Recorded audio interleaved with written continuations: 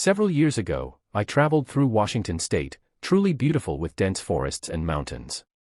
We saw Mount St. Helens for the first time, really spooky seeing old trees flattened when the volcano erupted in the 1980s.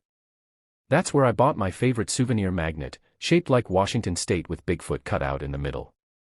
I don't travel much around America, but Washington state had tons of Sasquatch merchandise everywhere. You can't help noticing Washington has many Bigfoot believers. I researched why and discovered something amazing. According to the Bigfoot Field Research Organization, Washington leads all 50 states in reported Bigfoot sightings, 713 documented encounters as of December 2024. Those are just official reports. Even though the Army never officially confirmed Bigfoot's existence, Army survival maps for Washington once showed Sasquatch pictures, listing it as a dangerous animal alongside cougars, black bears, and porcupines. Someone might say, I've never seen one. With rugged mountains, canyons, and dense forests rarely explored by humans, Washington would be perfect for anything staying hidden. Most people seeing Bigfoot are hikers, campers, or hunters, people spending time in wilderness areas. Speaking of the Army, Washington hosts numerous military bases with training areas in remote wilderness. Along with other veterans and soldiers, even Green Berets training in Washington report encounters with something in the woods they wish they could forget. These are their true stories, real Washington Bigfoot encounters. Since today's stories happen in Washington state, we must mention one of the most famous Bigfoot encounters, the Battle of Ape Canyon. Any soldier stationed in Washington would remember this story while packing gear for field operations in nearby wilderness. Ape Canyon sits 2 miles east of Mount St. Helens volcano. Local residents all know this story. The encounter happened over 100 years ago in July 1924, when gold miners found themselves in a dangerous situation. The story comes from Fred Beck, one of the miners. In 1967, he and his son Ronald published, "I Fought the Ape Men of Mount St. Helens, Washington." According to Fred, he and 4 other miners prospected around Mount St. Helens and Lewis River for 6 years. They were hiking through Washington forests to their usual spot, a gold mine called Vanderwhite Mine in a remote canyon near the massive volcano. After years working the area, they knew it well. But on this trip, Fred said he and others couldn't shake the feeling something was wrong. "Hey, you okay? What are you doing out here? Shoo, you hear that? Yeah, wait for it. What the hell? They've been going back and forth like this for an hour. One over there talking to another somewhere over there, and it's getting closer." Arriving at their usual campsite, an improvised cabin built years earlier. Fred and the men settled in. Things were normal for several days, but then almost every night they heard strange noises. Fred described the sounds. "We heard noises in the evening for about a week. We heard shrill, peculiar whistling each evening from one ridge, then answering whistling from another ridge. We also heard a booming, thumping sound like something hitting itself on its chest." Despite strange sounds and Fred's bad toothache, the men's dig went well. One day, taking a break from digging, Fred went with Hank to fetch water from a nearby spring. Fred stooped down by the water to fill his bucket when Hank yelled. Fred turned to see Hank pointing his rifle at something in trees about 100 yards away. Hank yelled and raised his rifle. At that instant I saw it, a hairy creature about 100 yards away across a little canyon, standing by a pine tree. It dodged behind the tree and poked its head out. Hank shot, and I could see bark fly from his 3 shots. The creature was about 7 feet tall with blackish-brown hair. Terrified, the 2 men quickly filled buckets and ran back to the cabin. After catching their breath, they told friends what they saw by the creek. The other 3 agreed to stay one more night, then leave the canyon next morning. That became the most terrifying night of their lives. Around midnight, miners were suddenly awakened by loud banging against the cabin. Something was throwing big rocks, big enough to splinter the stacked logs making up cabin walls. The men grabbed rifles and pistols, unsure what to do. Going outside seemed like the worst idea. The cabin had no windows, but massive rocks were breaking small gaps between logs. Men used these gaps to see outside. What they saw horrified them. Their cabin was surrounded by at least 3 large, hairy creatures standing on 2 legs. They watched creatures moving around the cabin, picking up large boulders and hurling them. The only time we shot our guns that night was when creatures attacked our cabin. When they quieted for a few minutes, we quit shooting. We could have had clear shots through openings, but we only shot when they climbed on our roof. We shot round after round through the roof. None of the men slept that night. Attacks continued until dawn. When it got light, creatures finally left. Men weren't sure they'd get another chance, so they took the opportunity to leave. Grabbing weapons and taking one final look through wall gaps, they cautiously stepped outside. After scanning the surrounding canyon, Fred saw one of the creatures standing near a nearby cliff edge. I saw one of the ape-like creatures standing about 80 yards away near the canyon edge. I shot 3 times and it toppled over the cliff down into the gorge some 400 feet below. Despite their agreement to say nothing, the story eventually got out. Fred said his friend Hank told local park rangers. From there, things snowballed until the story of mountain devils made headlines. Thousands of people flocked to what became known as Ape Canyon from across the country, hoping to glimpse the strange creatures seen by gold miners. In 2013, researcher Mark Mersel located what he believed were the cabin foundations. Ominously, Mark found numerous spent shell casings buried in dirt, matching rifles Fred Beck said he and Hank carried during the night attack. This next story was shared by a soldier serving with Green Berets during PMT drills at Fort Lewis, Washington. He asked to remain anonymous. 2006, Fort Lewis, Washington. I was previously deployed to Bosnia and Afghanistan as 18th Charlie Special Forces engineer. We were doing exercises near Rainier and Yelm towns in an area called Skukchuk, super remote and basically in Mount Rainier's shadow. At night we'd go to 33% security in our patrol base, but we kept coming into contact with something none of us could figure out. We'd see figures and shapes moving in shadows and could hear foliage snapping. At first we thought these noises might be local hillbillies tracking us. A dozen full-auto M4s with lasers, optics, night vision goggles, and radios is worth a lot of money. Even though our command didn't know, we all carried 2 magazines of unaccounted-for range ammo just in case. Eventually we bumped up to 50% security. Our team sergeant and commander decided training was over, the liability wasn't worth it. Soon the order was given, live magazines loaded but no rounds chambered yet. We started backtracking on the trail we came in on, but my senior said something was off. Then we saw them, tracks. They were large and set deep into mud like whoever they belonged to was weighed down with gear. We picked up a trail and started tracking them. We could smell it before we found it, this sickly sweet smell of rotten flesh, wet dog fur, and dung. Me and another teammate dropped packs and went ahead to scout. We found a clearing in the forest like a deer bedding area, but with tree limbs and brush laid down like a survival school bed. The smell made us want to leave immediately, but what was scarier was that limbs were broken off all trees around us up to twice our own height. I spotted some hair, brown, maybe reddish, but coarse and thick like hog hair. Everyone was thinking it but no one was saying it. We threw on our packs and patrolled to the nearest road. The whole time we could all hear and feel we were being followed, but from a distance. Just as it was getting light, we saw headlights on the road.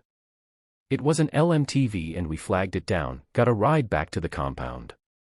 To this day I believe we stumbled into the territory of more than one Sasquatch, and if we'd acted differently, things could have turned out badly for both sides. This story was found in Encounters in the Woods Volume 1 by Ethan Hayes, written by a Marine Corps veteran's son.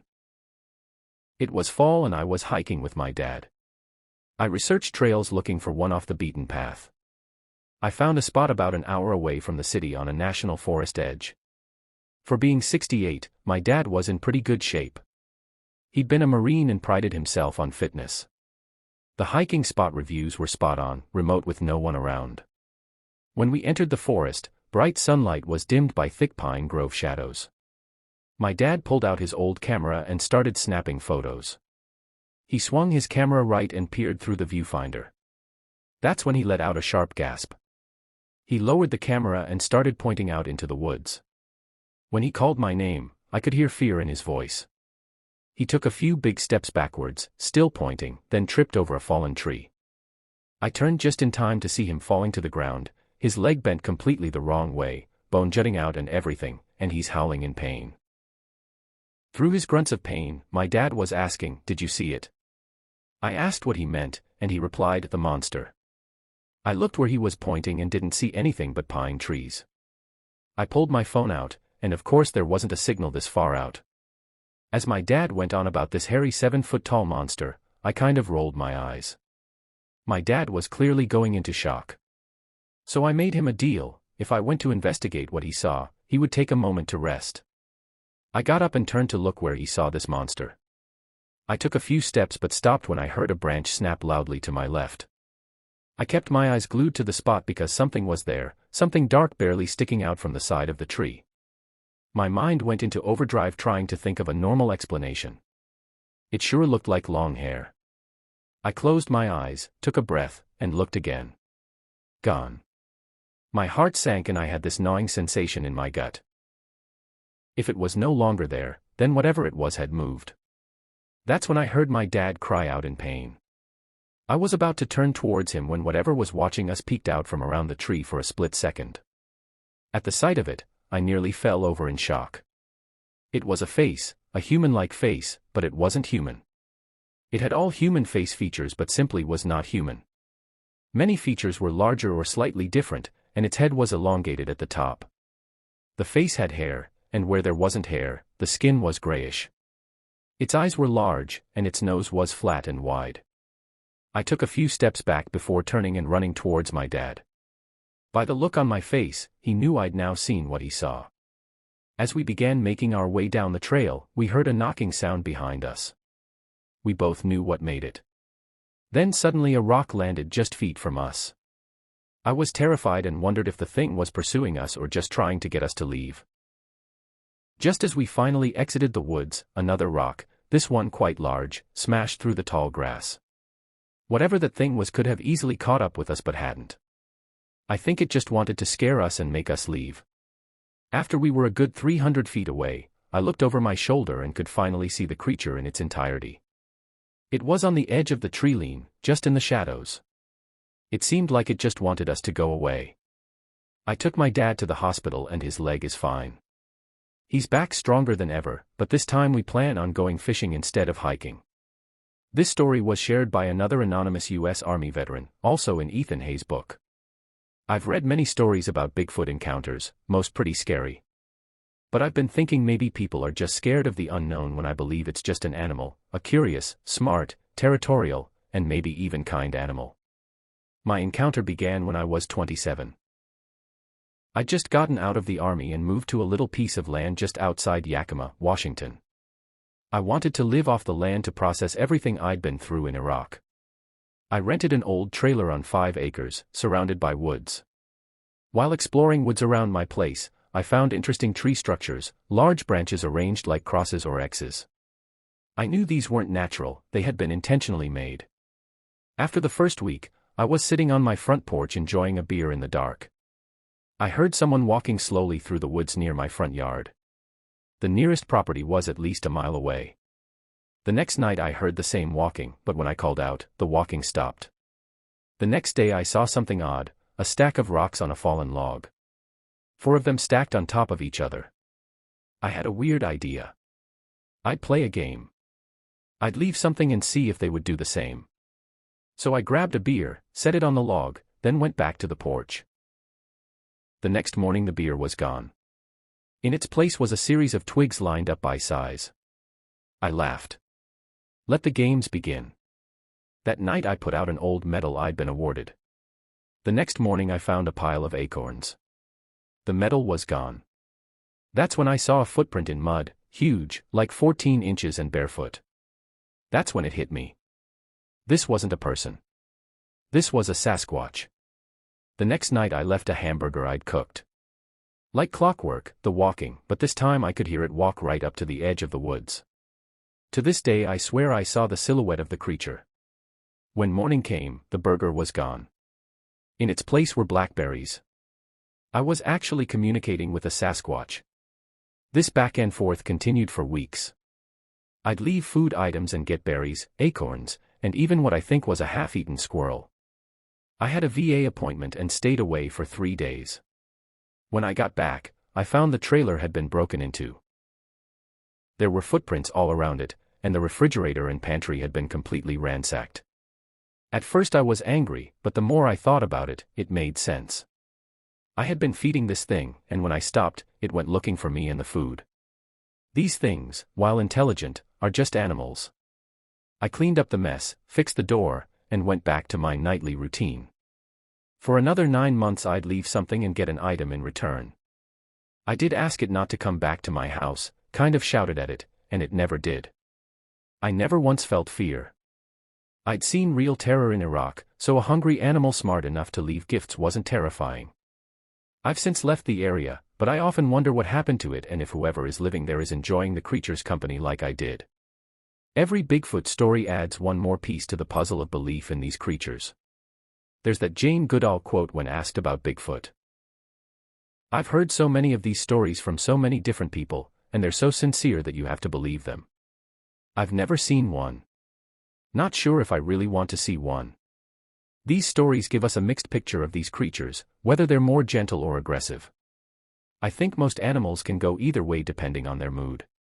One last thing about visiting Mount St. Helens, I highly recommend it if you're driving through Washington. The sound wave from the explosion was so big that people within 100 miles of the mountain never heard it. They got the shock wave and heat wave but didn't hear it because the sound was too big to reach them. It went over them. People 100 miles away had their windows broken, but those closer heard nothing. Fascinating how sound works.